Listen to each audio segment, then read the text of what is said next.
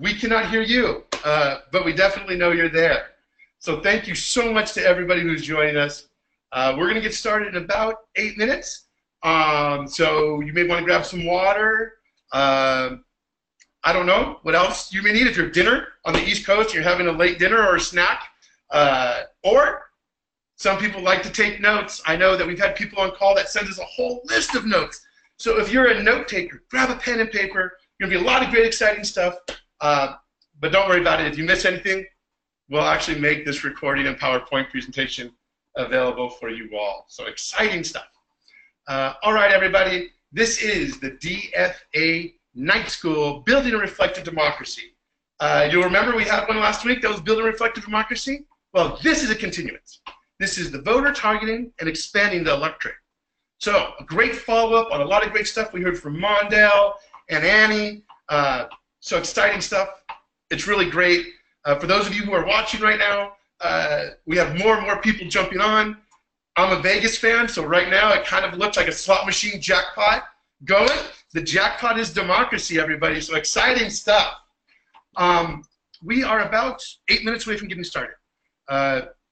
So please be patient. We'd like everybody to get on the call. There's people from all over the country signed up. I know that right now we currently have 22 people on that are watching us. So welcome. Hello. You can meet a few of us. Actually, do you want to? We could actually just do a quick introduction of ourselves. My name is Alejandro Chavez. I'm a senior electoral campaign manager. I live in Phoenix, Arizona. And I'll be disappearing when this call starts because I have to make sure the tech is running and that everybody has the tools they need. So let's go ahead and, Mondale, why don't you introduce yourself and where you're from? I am Mondale Robinson, and I am from the great North State of North Carolina. Yay, yay. Mm-hmm. Awesome. My name's Annie. I'm the electoral director here. I live in D.C. now, but I'm from Pittsburgh, Pennsylvania, one of the most beautiful places on earth. Go Steelers. We have elections actually next week. Pennsylvania is going to the polls, May 16th. There's a big primary day coming up in the Keystone State. So that's where I'm from. Nice to virtually see all of you. And I am Brianna. I'm a part of the electoral team, and I am in Houston, Texas, the great state of Texas. That's great. Awesome. In fact, some of you may have even gotten a call from Brianna or some of our other interns doing follow-up calls, reminder calls. If you got one and it helped you show up, thank you for showing up, and we're glad that you got the reminder call, because that is one of the key pieces of organizing, right, everybody? So we're about 5 minutes away from getting started. I see more people are casually jumping in. We like to wait to the top of the hour because, like many of you, you're probably looking for the email. Where was it? Democracy from? What was that person's name? So we'll give everyone that chance to look through their Google or their Yahoo or Outlook, whatever it is that they're using, and join us. So for those of you who have not been with us before, this is actually the second of a series on building a reflective democracy. If you'll remember last week, a bunch of us jumped on a call like this and we did a training on what we meant by building a reflective democracy. So this is just a continuance of that. A lot of great stuff happening here, and more important, this is how we win elections, with strong voter targeting and expanding the electorate. All that is part of building a reflective democracy. It's not just about electing people, it's the process we go through to get there. Like that? Yeah, right? I like it. No, it's the journey we take. Mm-hmm. So a organizer once taught me a great saying. It says, if you want people to build a ship, you don't give them a hammer and nails, you get them excited about the sea. So hopefully, everybody, we're going to get you excited about the sea tonight, and you're going to go out there, we're going to start winning democracy across the country, whether you're running for dog catcher or city council, state legislature, my mom, Mondale over there has got you covered, or if you're running for governor, Congress, Senate, and there's this little thing in 2020, POTUS. You could have next POTUS person on this call. We don't know, but if we do, it's going to be because they're building a reflective democracy and they're using voter targeting and expanding the electorate, because that's how we're going to make a difference, everybody. Exciting stuff. More people are jumping on. Now that we're getting closer, the ticker's running a little faster. So I'm not sure if we're putting more money in the machine or if we're just getting great slots, but it's rolling here. This call will last, or I guess it's not a call for everybody. It's a digital training cool thing. This is going to go for about an hour. So please have your microphone turned up or your headset turned up. Have a glass of water. You can get parched. Some pen. Old school for those of you. A little pen. I know people still use those. Let's get ready. There's a lot of great stuff coming from here. We're going to be excited to share it with you afterwards. We have a great group here. If you didn't get a chance to meet them just a few minutes ago, we're going to do another round since everybody's joining in. So if you met us before, well, guess what? We're going to do it in a different order, so it's like all new. My name is Alejandro Chavez. I'm the Senior Electoral Campaign Manager here at Democracy for America. I live in Phoenix, Arizona. And so we'll have Annie kick us off first. Annie, why don't you tell us a little bit about you? Great, excellent. I see lots of folks piling onto the lines from all over the country. It's really awesome. My name's Annie Weinberg. I'm the Electoral Director here at DFA, so I get to work with our amazing candidates and campaigns up and down the ballot, all over the country. And I am from Pittsburgh, Pennsylvania. Go Steelers. Mighty Keystone State is actually going to the polls next week. So there's primaries and elections happening on May 16th in Pennsylvania, where I'm from. But now I'm based here in DC, and it's really exciting to see all of you and get started on this training. Brianna, you're up next. Well, my name is Brianna Kirkland. I am an electoral intern, and I reside in Houston, Texas, which is the great state of Texas, by the way. So look at me. And my name is Mundell Robinson, and I am from the state full of spirit and also known for first in flight, but not the home of Spirit Airlines. Don't get us twisted. I'm from North Carolina. We are not responsible for that. We're the Wright Brothers state. Awesome. Great. Even a little history lesson there, right? Great learning about every state. All right, everybody. We are about 2 minutes away from getting started. I know we start at the top of the hour, but we like to give everyone a minute or two to find the email, log in, download, upload, whatever it is they got to do to get their screen so they can see your great 3 trainers for the night and the PowerPoint presentation that we've put together for you. There is going to be, time for questions. So if you haven't already noticed, on your tool bar or your control panel, there is a questions. You can send us questions. We will take them at the end. We're not going to reply one-on-one because a lot of times people hear these things, want to hear these answers because there's someone probably thinking the exact same question. All right, we're going to get started in just a minute. We're going to give everyone a chance to join. This is going to be an exciting call. There are people from all over the country joining, and they're just joining more and more. So if you have been with us for the last 8 minutes, we're actually going to start in a minute. You'll notice that my water has been going down. So that's a sign. It's like a sand clock, but with water. Okay, we have a great store in store for everybody. But for those of you who just jumped on, welcome to the DFA Night School, Building Reflective Democracy, specifically voter targeting and expanding the electorate. A month ago, you'll remember we had one that kind of laid out what we meant by building reflective democracy. So this is just a continuation of that, and we're excited to have everyone here with us tonight. So we're going to get started in about 30 seconds. Everybody get ready. I wish we had a cool drum beat or that I was cool. Oh, there you go. Not only is she a great trainer, but she's a musician as well. Okay. Well, everybody, I think we're ready to get started. So, Brianna, are you ready to lead us on this great call? I am. So, hello, everyone, and welcome to DFA Night School, Building a Reflective Democracy series. My name is Brianna Kirkland, and I'm part of the electoral team here at DFA. I live in Houston, Texas, and I'm really, really excited and honored to be here with you all. So, we're going to be joined by the incredible Stacey Abrams. She's actually the Georgia House Minority Leader, and she's considering a run for governor. So she's definitely built programs to register and mobilize voters across the state. We'll also have our electoral campaigns manager, Mondale Robinson, on as well. And we have our electoral director, Annie Weinberg, to go through more about how to make a smart targeting plan to expand the electorate. So there are a lot of us on the line right now from all over the country. So we're definitely going to go through a few things just to make sure you can follow along at home. So we're just going to go over a couple of logistics. You can actually follow along at home through the link that we sent through your email. And just know that we're going to post more of these tools and tips at www.democracyforamerica.com/night school.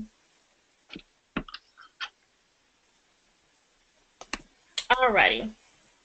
So, of course, this training is actually designed to be interactive. And with thousands of folks signing up, everyone is on mute right now.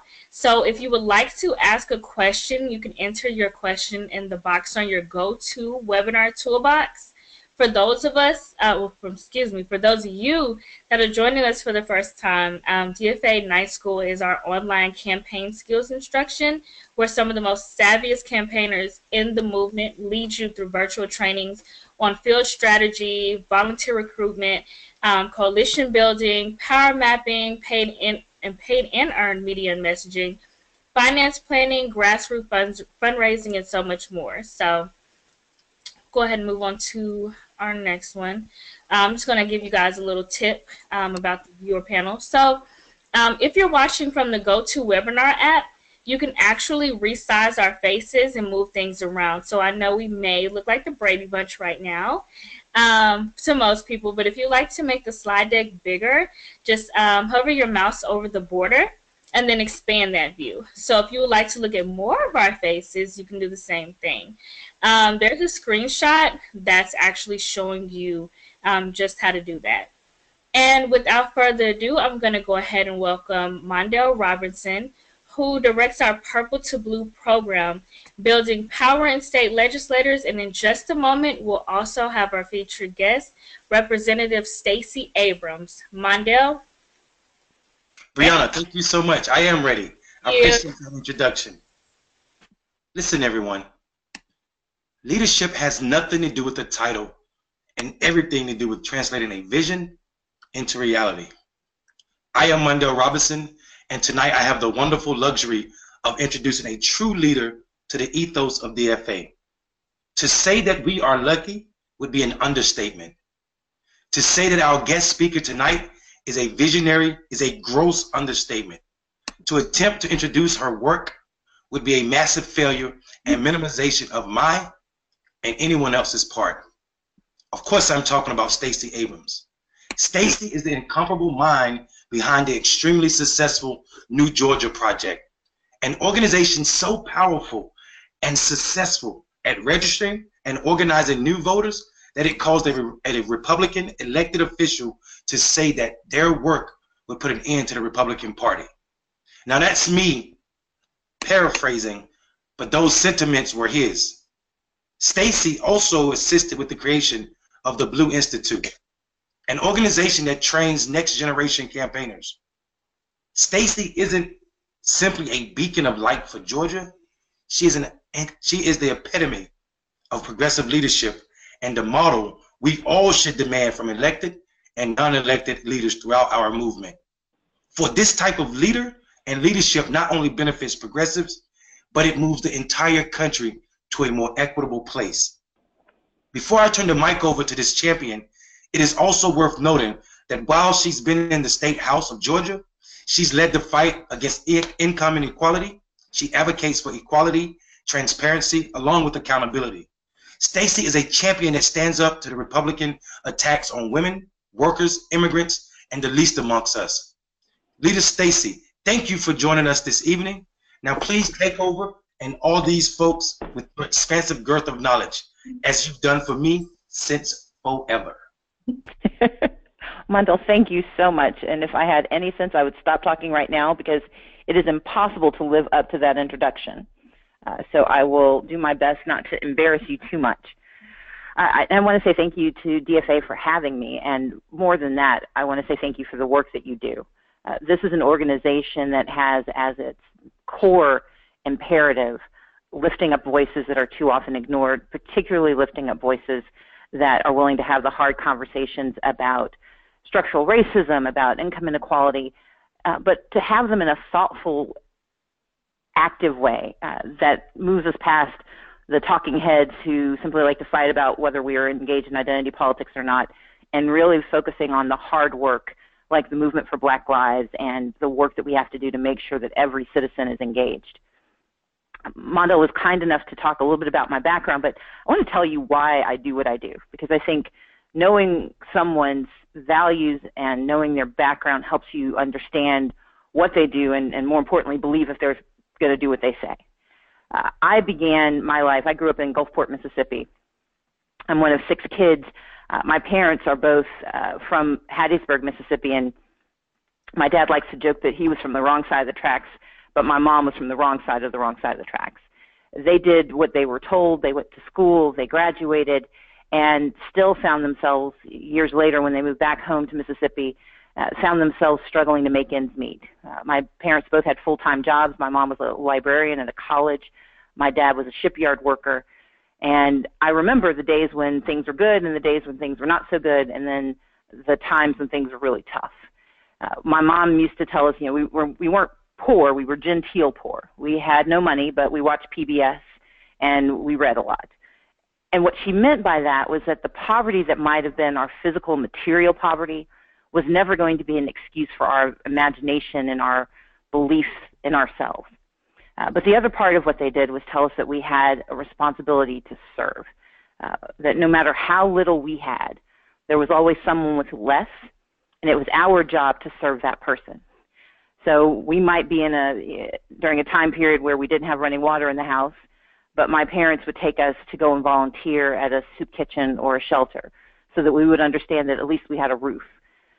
We might have complained that we couldn't go on vacations like our friends did at the school that we went to, but my parents made sure that we understood there were children who didn't have freedom. They would take us to volunteer at a juvenile justice center. I like to say my parents were very manipulative, but it was very effective. Because what they wanted us to understand, and it wasn't always a one-for-one, it wasn't like the Cosby Show where every action led to, you know, an object lesson, but it was a way of living for us. My parents made certain that we had service at the core of who we were. They had 3 rules for us. You go to church, you go to school, and you take care of each other. And that is how I live my life. It is what has informed every major decision I've ever made, and it's why I do the work I do. When I think about what DFA stands for, what it wants to accomplish, and when I think about the conversation about taking red states purple and purple to blue, and when I think about what we can do on the local level, I'm driven by the understanding that it's only at the local level that permanent change gets made. People ask why we have such a hard time getting progressives to vote in midterm elections, why we only vote in presidential elections. And it's not hard for me to explain that. I grew up in a state where most of the progress that we saw came from the federal government. In Mississippi, it was the federal government that required that we have adequate schools to attend. It was the federal government that provided the financing that let my parents go to college and let my mom go to grad school. It was because of the federal government and the work that was done by FDR and by LBJ and by Harry Truman and later by Bill Clinton and Barack Obama. These are the people on the federal level who have made access for the communities we care about possible. But the problem is they forgot to remind us that you have to help yourself at home. And so when I decided to stand for office in 2006, I ran for the state legislature because I understood that that level of government, that state level of government, has been long ignored and is probably more powerful than any other part of government when you think about long-term opportunities. The federal government collects the money and it sends it down to the state. Local government, city and county, they're responsible for picking up your trash, and the school system is responsible for making certain that you have an educational system. But it's the state that decides where those dollars go. It's the state that decides that this community, that this neighborhood, that this zip code matters. And it's the state that decides that these folks don't matter. And too often in my life and too often in the lives of the people we care about, we happen to be in the zip codes that don't matter. We happen to have the race that doesn't matter. We happen to have the gender or the sexual orientation or the economic background that is allowed to be discounted by the state. And so for me, the state is where we have to get our work done. We have to, first and foremost, stop bad bills. We have to stop people from taking advantage of who we are, and we have to remind them that we are valuable members, that we are part of this community, that we are part of our states, and they have to hear our voices constantly. Secondly, we have to remember that by getting engaged on that level, we can influence who gets to go to Congress. We can influence who becomes the president. Because when you control the maps, when redistricting is in the hands of those who have good intentions and have good hearts, things change. But third, for me, the important piece is that we need to see reflected in every level of government the faces and the values and the humanity of the people we stand for. And so while I have been privileged to serve in the legislature for 12 years and to be the leader for the last 7 of the Democrats in the House, what I'm most proud of are the small things I've been able to do. I spent the last 2 years working on kinship care. My parents were victims of Hurricane Katrina back in Mississippi, and a year later they adopted my newborn niece when my brother, who has a drug addiction, was unable to care for her. They raised her as their daughter and their granddaughter. They were in their early 60s, and they had other plans for their lives, but they knew they had to take this responsibility on. And here in Georgia, I've made it my mission to ensure that other families, other grandparents, and kin raising children get the support and the services they need. That's a conversation that we rarely have, but it's happening to thousands and hundreds of thousands of families, and they need our voices. My brother is incarcerated. He has struggled with drug addiction for almost 20 years now, and I realize I can't fix him, but I can make sure that there are systems in place to help him when he gets out. And I can make sure that while he's in, that prisons are not seen as bastions of evil. And so for me, every conversation that we have about criminal justice, about economic equality, about our future, they have to be grounded in the values that we hold. And my values are this. One, I believe in the humanity of our people. I believe that poverty is immoral and it is economically inefficient. So if you don't do right by people because God told you, you should do right because you should and because it's too expensive to have poor people. We should have good criminal justice because rather than paying for people to be in jail, we should be paying for people to have better lives and lifting up their communities. Number 2, I have the value of believing that every voice matters. And that's why I founded the New Georgia Project. We were talking about elections, we were running candidates, and every candidate we saw running statewide in Georgia spent all of their money and all of their time, or most of their money and most of their time, trying to convince a narrow sliver of conservative voters that their voices should be amplified and should make the decision. What we had to do and what we wouldn't do was talk about the 800,000 unregistered people of color in Georgia. And after listening to people talk about it for the years I've been in the legislature, in 2014, I decided we should do something about it. And so we raised the money and we were able to register 86,000 people of color in 2014. And as of last year, we have registered 200,000 people of color. That has been critical because it's changed the conversation, not simply about who wins elections. It changes the conversation about who gets appointed to a grand jury and who gets called up for jury duty. It changes the conversation about where do you need to invest, because now there are more people on those roles who can make the decision about whether local officials get to keep their jobs or lose their jobs. And the last value for me is that we spend a lot of our time fighting for survival, and I never want to discount that. I come from a family that survived, but what I know my parents wanted for me, what I know every family wants for itself, is they don't want to just survive, they want to thrive. They want a path to prosperity. It's not hating rich people, it's wanting to be able to make choices for your own family, wanting to make decisions about whether you can take a job or leave a job, whether you have health care. It's about making sure that at our core, we are pushing for people to thrive. And that's why I'm doing the work that I do. That's why I'm thinking about the work I want to do next. Because I think that the platform of the state is the most imperative platform to talk about what we need and to talk to everyone about what they need. And so a big part of what we're going to do as we go forward, and what I've tried to embed in everything I do, is a feedback loop. That this isn't just about me spouting off. It's about me asking questions, hearing the answers, then telling people what I think I heard so they can tell me if I'm right or wrong. And I think in politics and in everything else that is the only way we do what's right. And so I thank you for listening to me. I thank you for having me, and I'm happy to answer any questions. Wow. Wow, I got new goosebumps right now. This is what I was telling you guys about. Leader Abrams, everybody. You are truly a progressive champion. And before I turn it over to Brianna from questions from the group, let me take a little liberty and ask you a couple questions of myself. Absolutely. So, as you know, DFA spends a lot of money in field organizing, a lot of resources, not just money, resources in general. You know, having personal conversation with voters at their homes and out in public. Tell us a little bit about new tactics, the latest tactics, especially those that are successful at yielding best results for new voters. I think that the language you use about tactics is critical, because the fundamentals have never changed. You win elections by talking to people. The question is, how do you get to them? And it used to be that you got to them by walking door to door with a clipboard and a piece of paper, and then we got fancy and we started using tablets. There are ways now to use Hustle and other communication tools, but we have to remember that tools are exactly that. Tools are a method, they are not the message, and they're certainly not the mission. We have to focus constantly on not what are we using to get to people, but are we finding people where they are, and are we talking to them where they are? A state like Georgia is 159 counties, 10 million people, 6 million voters.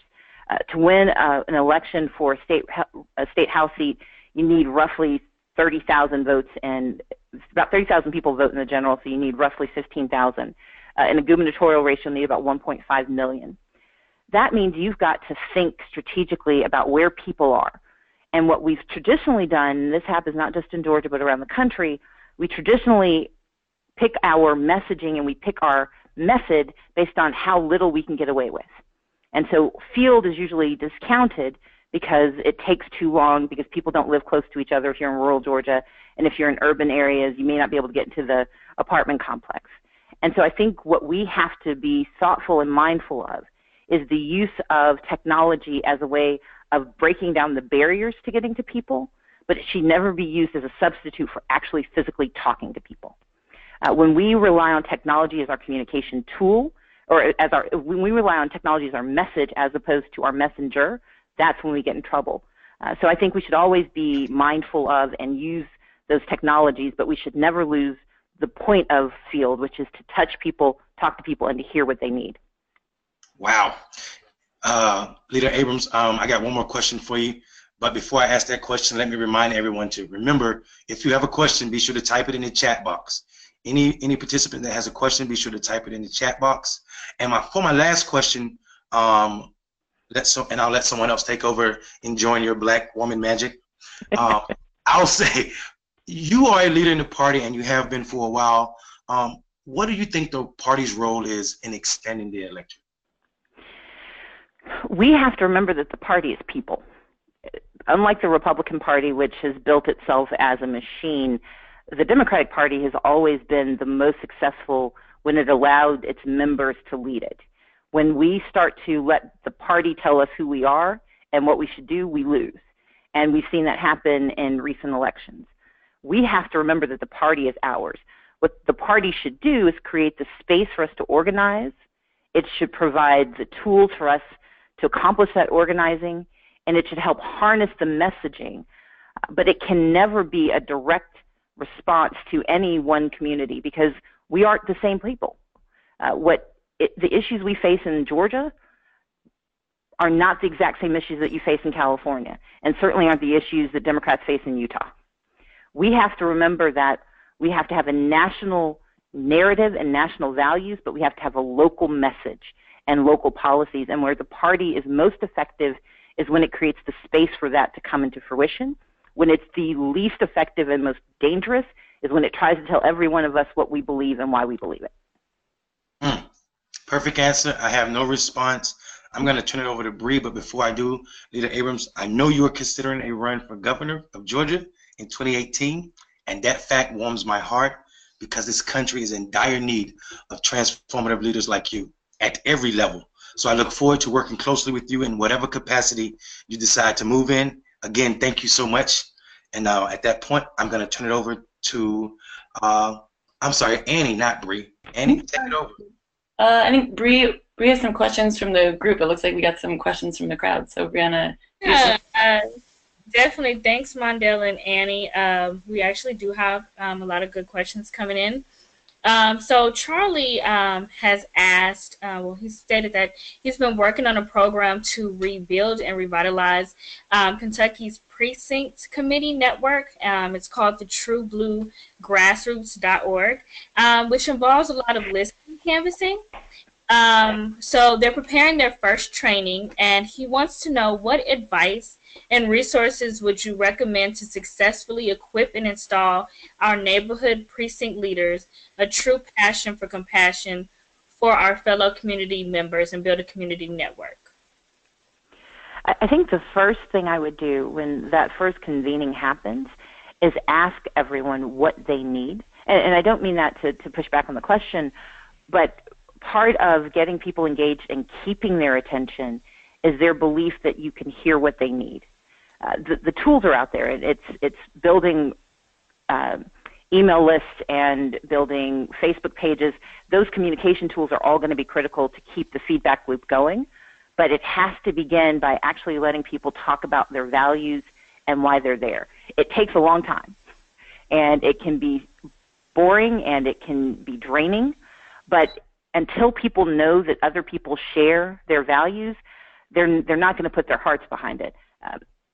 Part of my personal story is that my parents at the age of 40 decided to become Methodist ministers.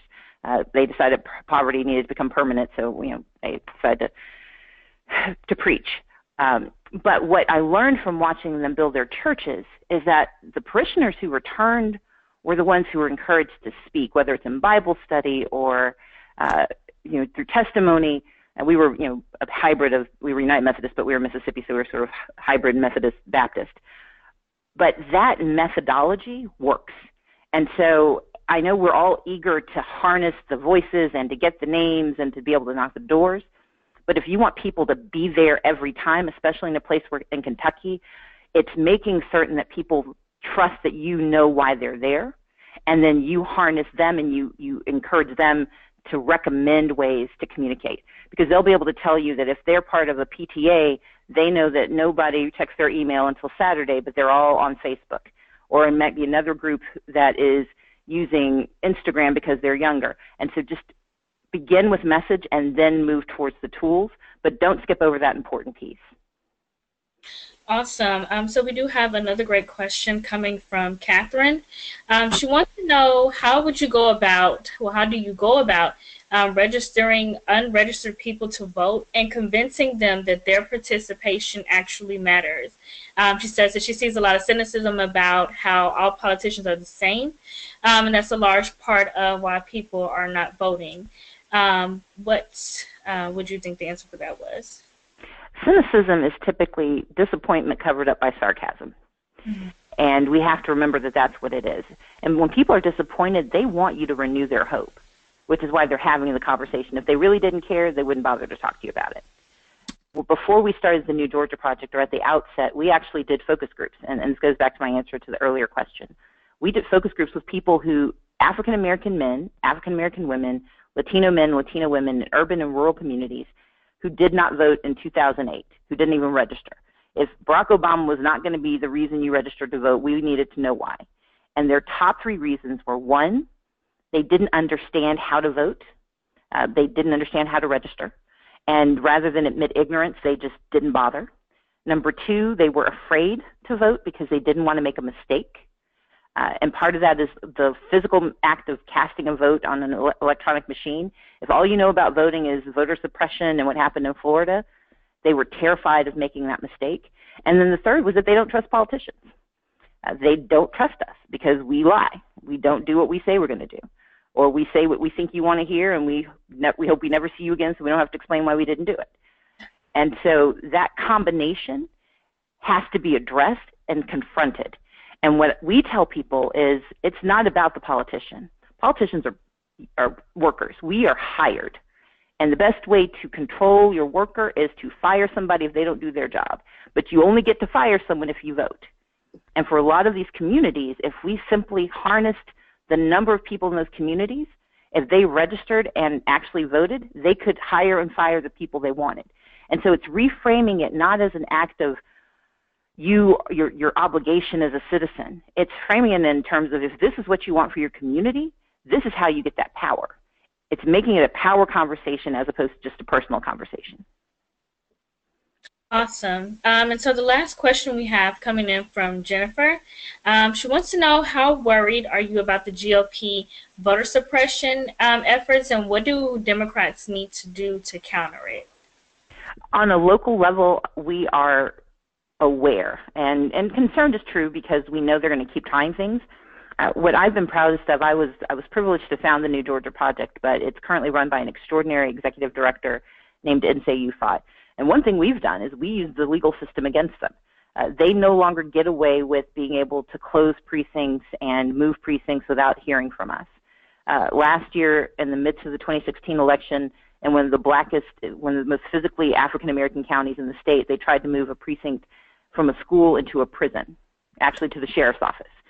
Because they knew it would suppress the vote. What we were able to do is, within a week, we were able to gather enough petition signatures because we knew the law, and we forced them to move it into a church. So it's important for Democrats to pay attention, but it's also important for us to reverse engineer what Republicans have done, which is we have to sue, we have to challenge, and we have to publicize. Most people have no idea what's happening. And just because we talk about it because this is our passion, we should not assume that our friends know about it or that the average person understands what's happening. Voter suppression occurs when in silence and in darkness. So we have to put the light on, and we've got to put a megaphone on it. We're not going to win every battle, but eventually we will win enough of the war that they will realize this isn't worth it.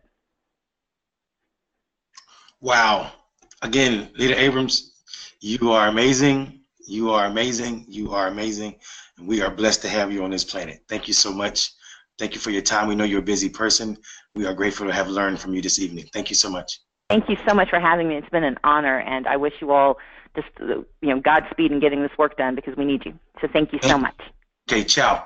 Take care. Now, everybody, for the meat of this project, I'm going to turn it over to Annie, the organizing Weinberg, who's going to tell you about the blueprint on how to do this work. Annie, do your thing. Great. Thank you so much, Mondell. Thank you, Bree.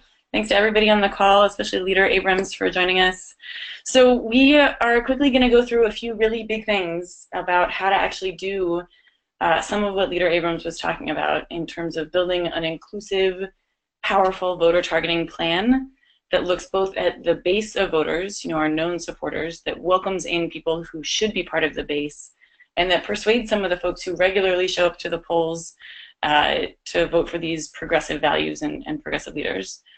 But before we dig into all of it, I just want to say that these tools that we're using are just that. They're not a prediction. This is an art and a science. It's not one or the other. So just hold on to that, and hold on to what Leader Abrams said about our humanity and our values, because that is the most important thing. This is all about people. We're not a statistical regression that you can do in some locked room in DC. We're real people. And these tools and tips are smart ways for us to build the art and the science of a really good plan for victory. So, all right, so any great campaign, whether it's for an election or to pass a piece of legislation or to hold an elected official accountable, all of that will have goals and strategies and tactics. So the goal just means it's how you know that you have won the thing that you're trying to do. The strategies are the theories that you have for how you're going to make that happen. And the tactics is, that's just the actual work, the stuff you do to implement your strategies and get to your goal. And all of it will need real benchmarks with real time delimitations and achievable goals. So in an election, the goals in this scenario are your win number or your vote goal. We're going to go into what that is in a moment. The strategies are your targeting plan, the theory of what voters you're going to reach out to and communicate with. And your tactics are how you actually do that, whether it's direct mail pieces, television ads, or our tried and true favorite knocking on doors, or calling them on the phones, as many of you have from all over the country. We made, I think, 78,000 calls to talk to Montana voters just this past weekend for Rob Quist, a great progressive running for Montana's special election.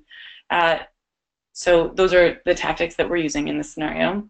And then the benchmarks and timelines are how you do it, because we all know that really soon isn't a time, and a whole bunch is not a number. So we have to plan backwards from real victory in order to build the power that we need, welcome new voters into the process, and flip a bunch of seats in state legislatures and city races all over the country. And as Leader Abrams has helped to do with this voter registration project. So, speaking of win numbers, the shining heart here is a great example of what a win number and a vote goal is. So this is the heart of your campaign plan. The rest of the things you got to do should flow from your projection of this number. It's very simply the number of votes that you think you're going to need to win the election. So for clarity here, we're going to do a few examples, and most of them that we're going to walk through tonight are about a scenario with two candidates, and most of the examples will be for a general election. But every election will have some kind of win number or vote goal. Primaries, races where there are 4 or 5 different candidates in the race. It will change if you're running for a top 2 spot, if the top 2 people then go on to be elected, as we've seen in a bunch of different city council races all over the country. So you should have this win number in mind, because it is how you plan backwards from victory, plus a little bit of wiggle room. So here's a little bit more about how to actually calculate that. In a 2-person race, your win number is going to be 50% plus 1. We always recommend that there is a little bit of leeway there. Just 1 vote is not a big margin to hang on to. So we often do the math backwards from 52%. So the heart of figuring out your win number requires projecting voter turnout and having a theory for what that's going to be. And I would love if folks can type it in the chat if they have ideas about some of the ways that we look at this. But projecting voter turnout is a little bit of an educated guess based on previous similar elections. So the way that you do it is you take the percentage of turnout in the last similar elections, or an average of the past 3 similar elections. You multiply that by the number of registered voters, the folks currently registered, not just the voting age population. And then you get the win number by dividing that by 2 and adding 1. And then taking 52% of that big picture number in order to make your vote goal. And we'll show you a chart on how to do that in just a moment. So a couple of things to consider when you want to figure out what actually makes an election similar. You want to ask, is it a primary or a general? We know that the turnout in those is very different oftentimes. We want to know, is it a midterm or a presidential year election? We want to ask what other kinds of things are on the ballot. Is there a ballot initiative that's happening about right to work? Is there a ballot initiative that is happening about school funding?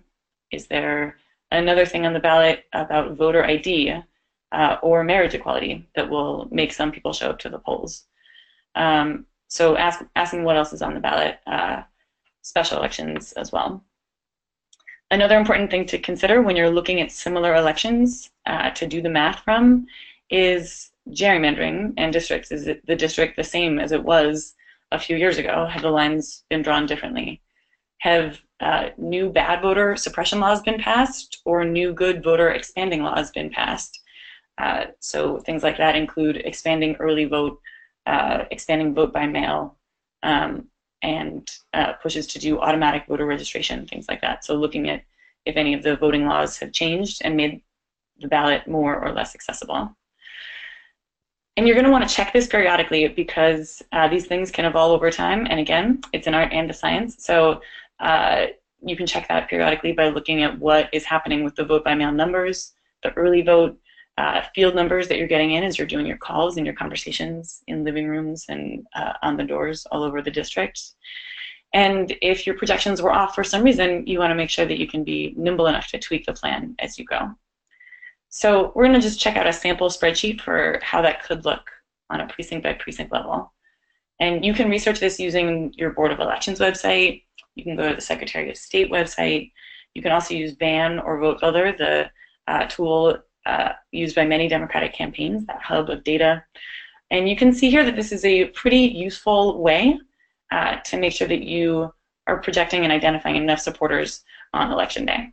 So you can look at the people who are registered, the turnout percentage in the past election, and that will get you to estimate what it's likely to be for the upcoming election so that you have a realistic goal, precinct by precinct.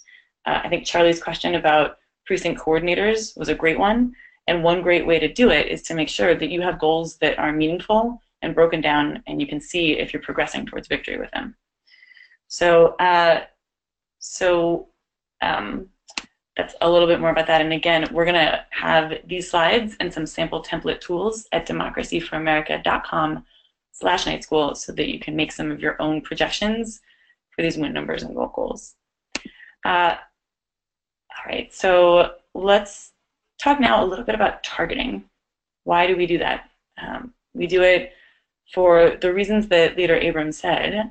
We do it because campaigns are operating with limited time and money and resources, and we want to be able to honor voters with the message that is going to resonate with them. It is a sign of respect and honor to tailor some of these campaign messages to make sure that we're communicating with folks about the things they really care about and what they want to see their elected leaders fighting for. It also means that campaigns are operating on a tight budget and a short turnaround time with a real deadline. That's the election day, the day that you're going to need to win or lose the race.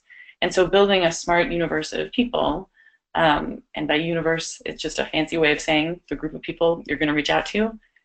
Targeting is key to spending that time wisely and making sure that we're not mobilizing our staunch opponents to the polls, but welcoming every last person that shares our values into the campaign to build that accountability and power. So let's talk about just a couple of ways to think about targeting. And I would encourage you to just write on a piece of paper, brainstorm for yourself what that could mean about the races that you care about, that you're working on, or with lots of candidates online, the races that you are running for yourself. So number one, let's think about geography. That's one way to consider building out your voter universe and targeting. If you're a candidate for a city council at large seat, that could mean something like looking at your home neighborhood as a very likely base of support for you, and your opponent's home neighborhood as a likely potential base of opposition. You could also look at the issues that you're running on and impacted communities. So if you're running on a platform about clean water access and environmental justice, you could look at areas that have been particularly impacted by failing water infrastructure and old pipes. So thinking about geography as one of the ways to do it. And it's something that I think a lot of us do intuitively already when we're looking at maps of where we can build power, what districts are exciting hot button national races. Voting history. That's another important thing. We'll talk more about that later. But this just means looking at how many people have voted regularly, if they're registered by party. And this can be tricky for many of the reasons that we talked about in the last series on reflective democracy, because the conventional wisdom has often been that it'll always be easier to persuade someone who always votes to vote for you than to get someone who hasn't regularly voted to get to the polls. And that's true. It is tricky in many ways to change behaviors, but in this political moment, we are questioning a lot of that conventional wisdom. We do need these programs to persuade the folks that are definitely going to show up, but we absolutely have to build out programs to respect and honor and welcome in the folks who haven't traditionally gotten outreach or campaign ads tailored to them and their lived needs and values. And recent victories, especially for some Democracy for America endorsed candidates, have proven that that can be true, that actually investing in folks that have a slightly less long history of voting can pay off, which is great because it will break a cycle of disenfranchisement. So questions around this also include who are newly registered voters, who just registered in the district. What about someone who just voted for the first time in a Democratic presidential primary, but never before? Some of these newly energized people can often be very powerful components of an expanded universe. All right, just two more. Constituencies and demographics. So this is critical, and it's a key thing for leaders who are running transformative campaigns to consider if we want to build an expansive electorate and a reflective democracy. If no one has ever run on expanding Social Security before, that means there isn't data yet to show what voters that might inspire and mobilize. If a district, for example, we were just looking at a campaign recently where there's a growing Somali American community, but no one from the Somali American community has ever run for that seat before or represented that district. What does it mean to have a leader running for the potential pool of voters that might want to engage in the race? We also want to consider if the district has changed to include new universities or colleges, if younger voters are participating in more or less ways than in the past. But looking at constituencies and demographics and targeting that way to make sure we're talking to folks about the things they care about. Very briefly, the fourth one is modeling. So this is using a lot of statistics to create some possible scenarios for voter turnout, often using things like market research and pulse polling. It is a very useful tool in the toolbox. It's a whole profession, whole industry. But again, these are not predictive. These are snapshots, and nothing replaces the rigorous conversations over time to build up a base of support, persuade folks to get to the polls and vote for you, and to minimize the amount of time and resources that you spend on folks who don't share your core values.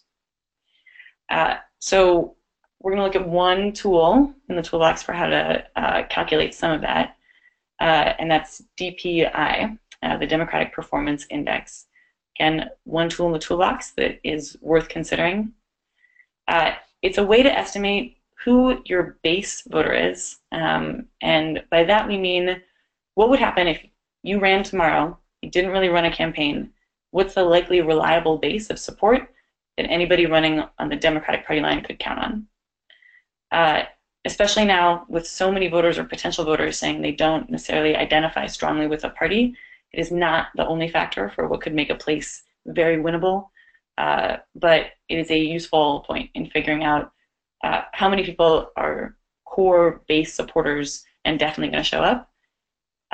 And you want to be calculating the same thing for opponents, right? What people are going to come out and vote for the Republican in a race no matter what.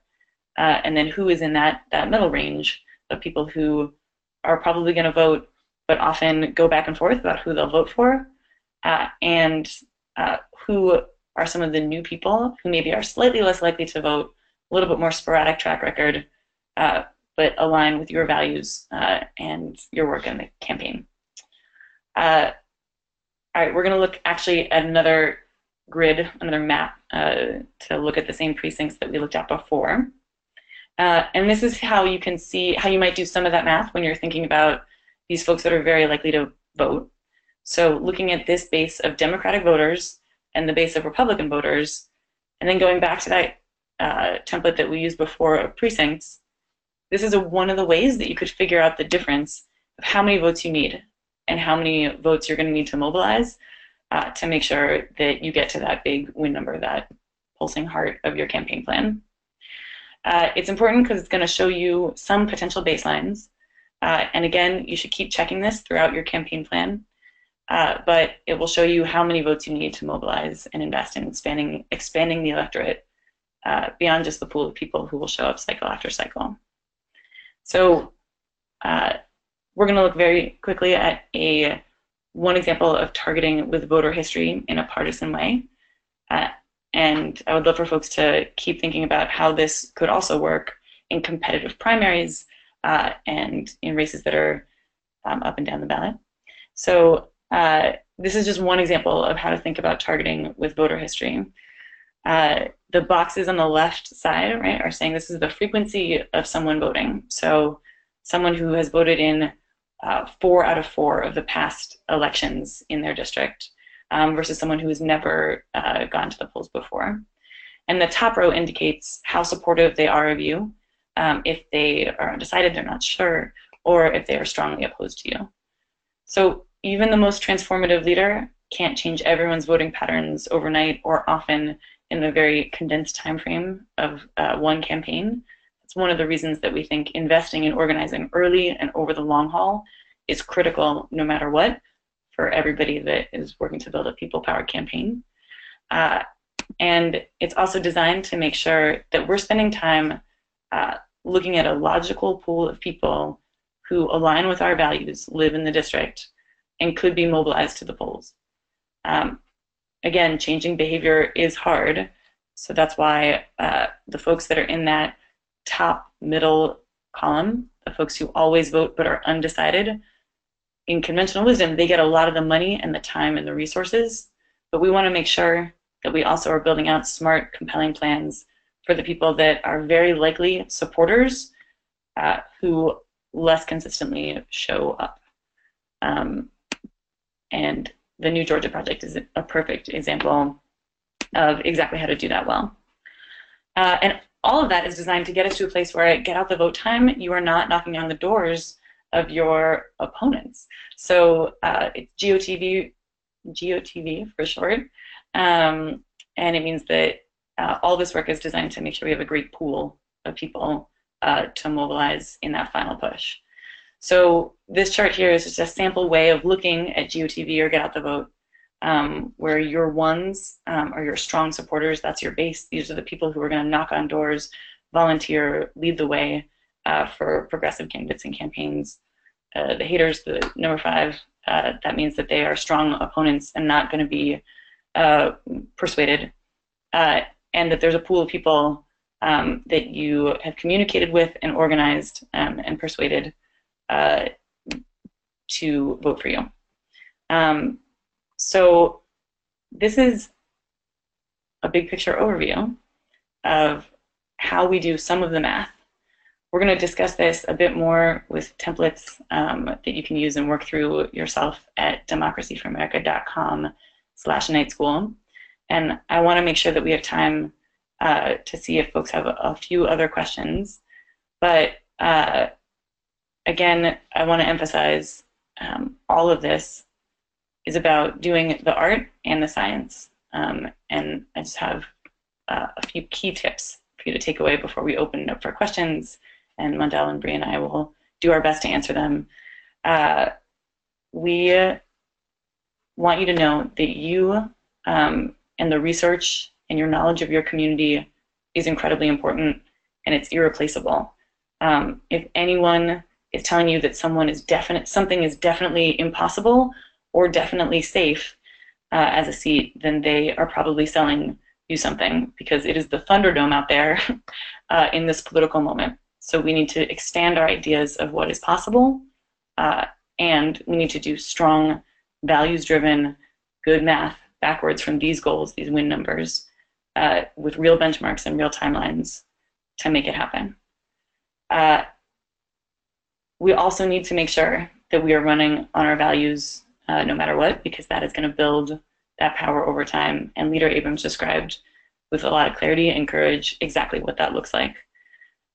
If we do those things, that is how we're going to build a more reflective democracy up and down the ballot in all 50 states. So I think with that, we have some time for some questions, and I would love to take a stab at them. Brianna, do we have any questions from folks? So sorry, I was on mute. So yes, we do have one from April. She's asking, we see the disaster of having a president who has no political experience. So what does someone do to run for office if they don't have experience but are trustworthy, moral people who want to create positive change?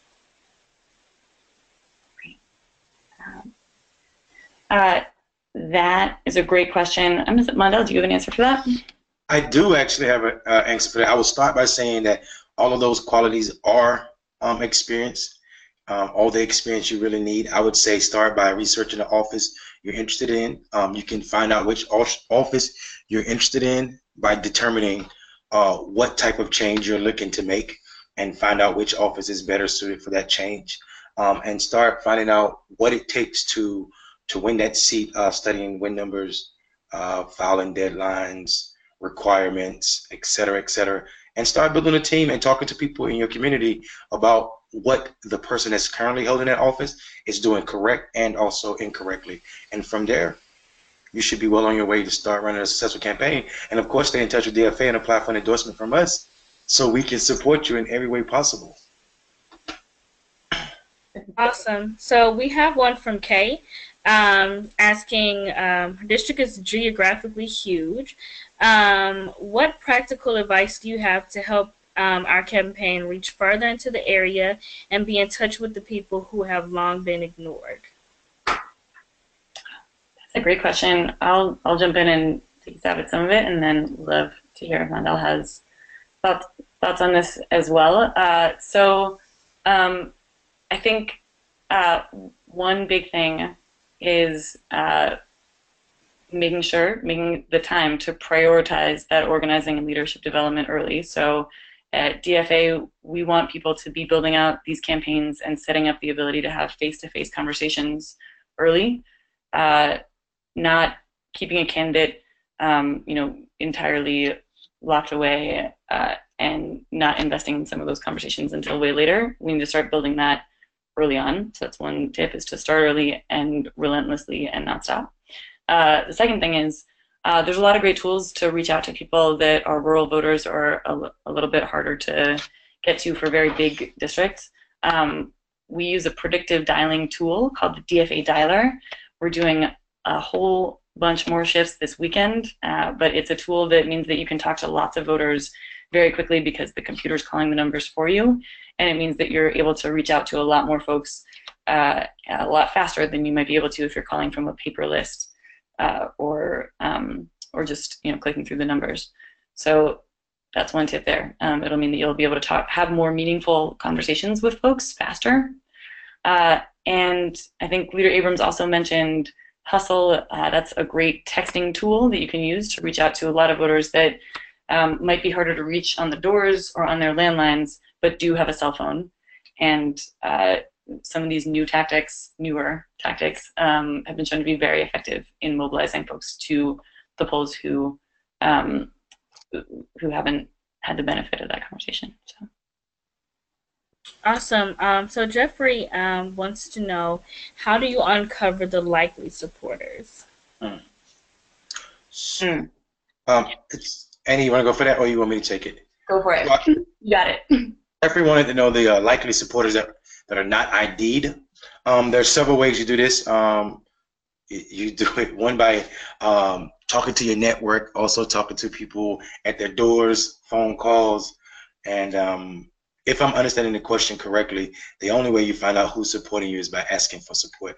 A lot of the time, people have conversations either with voters at events or at the door or on the phone, and they forget to ask the person for the vote. Just because the person is nodding their head yes to what you're saying, you leave the door or the phone call without asking that person for their vote. Never take a vote for granted thinking that someone knows you, they went to high school with you, or they played in the sandbox with you, that they're going to vote for you. Be sure to ask every person for their voter and wait for their response, and then find out why, if they're not a supporter, what were you lacking and what do you need to do to find out to make them a supporter. So absolutely, asking for a vote is the best way. Definitely. All right. Yeah. One last thing on that. I think what you said is so perfect, Mandel, and it also means that we just can't assume or take any voters for granted. It means that we need to have those conversations, ask them, and then only rely on that vote if someone said it to us and told us that that's what they're going to do. Absolutely. All right. So Glenn actually asked, in a 50-state party, how do we coordinate our efforts and move towards making different states see mutual challenges?